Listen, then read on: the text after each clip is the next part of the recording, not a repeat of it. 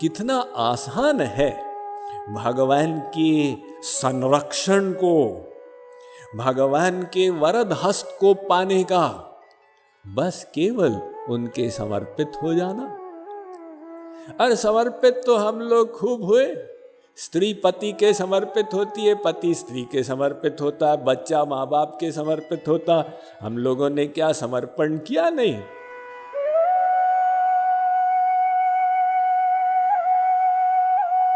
जो जीव अपने को अर्पित कर देते, भगवान भी उस जीव के प्रति समर्पित हो जाते। बताइए कितना विचित्र विधान है। एक नगण्य जीव और एक अनंत कोटि ब्रह्मांड नायक। तो आपको अनंत कोटि ब्रह्मांड नायक को अपनी तरफ करना है।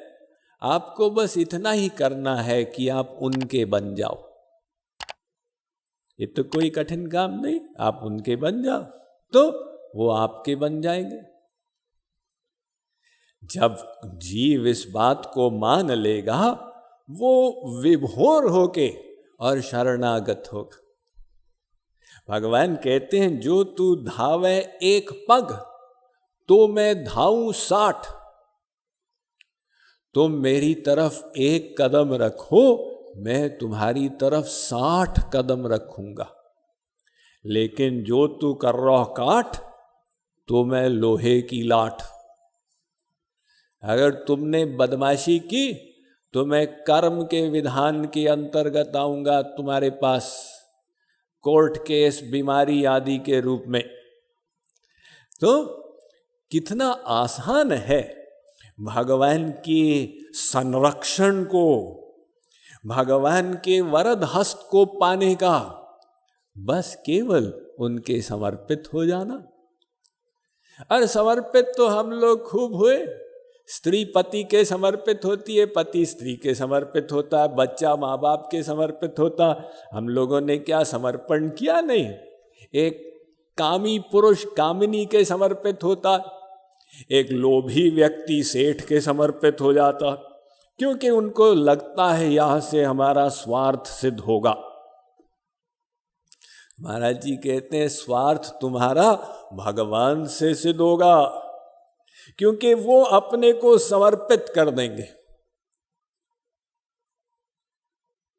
बताइए, भगवान जीव के दास बन जाएंगे। एक विद्यापति हुए हैं, बहुत प्रसिद्ध कवि, बंगाल के, शंकर जी के भक्त थे। तो शंकर जी अपना भेष बदल के आए विद्यापति के पास और बोला, हमको सेवा दे दो। तो विद्यापति गृहस्थ संत थे। उन्होंने कहा, अच्छा क्या सेवा करोगे? आप जो पूजा करते हैं हम आपकी हेल्प कर लें। तो विद्यापति अपने घर में शिव जी की पूजा करते थे। शंकर जी ने कहा, हम सेवा करेंगे। विद्यापति ने, नाम क्या है तुम्हारा? मेरा नाम है उगना। विद्यापति ने कहा, ठीक है। अब उन्होंने उगना को सेवा में लगा दी। तो उगना मजे से सेवा करता था। या वो शंकर जी की पूजा कर रहे हैं विद्यापति, और उगना हेल्प कर रहा। तो एक बार वो गंगा के निकट रहते थे बंगाल में। विद्यापति ने गंगा जल लाओ आज्ञा दी उगना को। तो उगना ने कहा, अभी लाता हूं, और एक क्षण में ले आए। विद्यापति ने कहा, तुम इतनी जल्दी कैसे ले आए? फिर से लाओ। फिर ले आए। तो विद्यापति ने कहा, ऐसे कैसे ले आए? तो उन्होंने अपने शिव रूप में दर्शन दिए। उगना ने शिव रूप में आ गए। गंगा जी जटा से निकल रही थी, निकाल लो। कह रहे, हमारे इष्ट देव, आपसे हम सेवा ले रहे थे।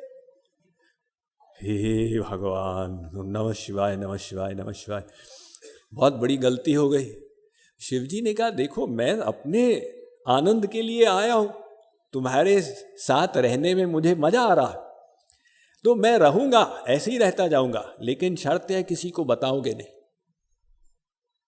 तो विद्यापति ने कहा ठीक है, नहीं बताएंगे। अब वो रहते गए, लेकिन उगना रूपी शिवजी से वो कैसे सेवा ले, तो उल्टा वो सेवा करने लग जाता था। तो पत्नी चिढ़ गई कि इसमें नौकर कौन है और मालिक कौन है। तो पत्नी का गुस्सा उगना के प्रति बढ़ता चला गया। लास्ट में एक बार पत्नी से रहा नहीं गया, उसने कोई उगना को कोई काम बताया और वो उगना रूपी शिवजी ने नहीं किया, तो पत्नी बेलना लेके और उगना की पिटाई करने लगी। तो विद्यापति ने कहा, अरे अरे अरे ये क्या कर रही हो, ये तो शिवजी है। पत्नी ने कहा हाँ। उसने मारना बंद कर दिया, लेकिन शिवजी ने शर्त लगाई थी कि हम रहेंगे, तुम किसी को बताओगे नहीं। अब वो आउट कर दिया उन्होंने, तो शिवजी, उगना रूपी शिवजी गायब हो गए। अब विद्यापति रोए, उगना रे मोर कोताय गोला, हे मेरा उगना तू कहाँ चला गया। लेकिन ऐसे अगर आप भक्त चरित पढ़ेंगे, तमाम भक्त चरित है ना, तो इसमें आप पाएंगे कि भगवान भक्त के दास बन जाते। तो महाराज जी ये रहस्योद्घाटन कर रहे हैं। तुम गवर्नमेंट की सर्विस करते हो, गवर्नमेंट कितना देती है जी, वो अभी हम जूनियर क्लर्क हैं, गवर्नमेंट हमको 30,000 देती है। और भगवान की सर्विस करोगे तो भगवान अपने को समर्पित कर देंगे। यह रहस्य जान लो और भगवान के समर्पित हो जाओ।